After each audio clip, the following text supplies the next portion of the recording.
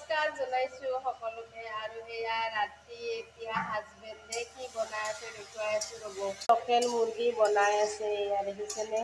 এয়া আৰু এইজন মানুহজন আৰু কালি কি হৈছিল কালি কি হৈছিল দা কৈ দেচোন কালি কি হৈছিল এজনে কালি কি কৰিছে কালি যিহেতুকে মিমিক নেমকেয়াৰ হস্পিটেলত তাত BSc নাৰ্ছিং পঢ়িব মিৰ্জাত আছে কলেজখন মানে হোষ্টেলখন তাত থ'বলৈ গৈছিলোঁ আৰু এইজন ব্যক্তিয়ে চাওঁ মই দেখুৱাই আছোঁ এইজন চাই দিয়াচোন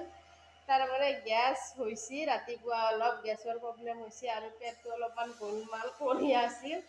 তেওঁ তাৰমানে ভগৱান এনেকৈ মোৰ বমি হৈছে তেনেকৈ কৈ মানে একেবাৰে ৰখাবই নোৱাৰে গাড়ীৰ পৰা নামিয়ে একেবাৰে বমি কৰি দিছে কিন্তু ৰাইজ মোৰ তেনেকুৱা আজিলৈকে হোৱা নাই মাথাটো বিষাই আৰু কালি মাথাও বিষা নাই আৰু এইজন ব্যক্তি তাৰমানে কালি কি অৱস্থা হৈছিল কালি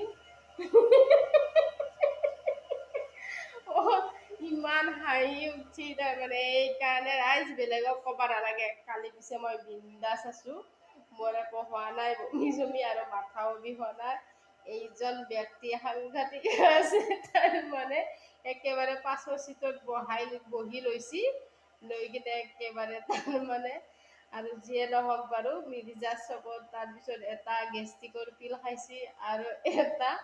গেছৰ টেবলেট খাইছি মানে বমি বন্ধ হোৱা তাৰপিছত যেনিবা আৰু ভাল হ'ল আইঅ মাথা গৰম কৰি দেই এই মানে ধুমা মানুহটোৱে এনেহেন কৰে বাপ্পাৰে বাপ আপোনালোকে জনাবচোন বাকী আজিলৈ ভিডিঅ'টো এৰিছোঁ বাৰু বেলেগ দিনা লগ পাম গুড নাইট বাই বাই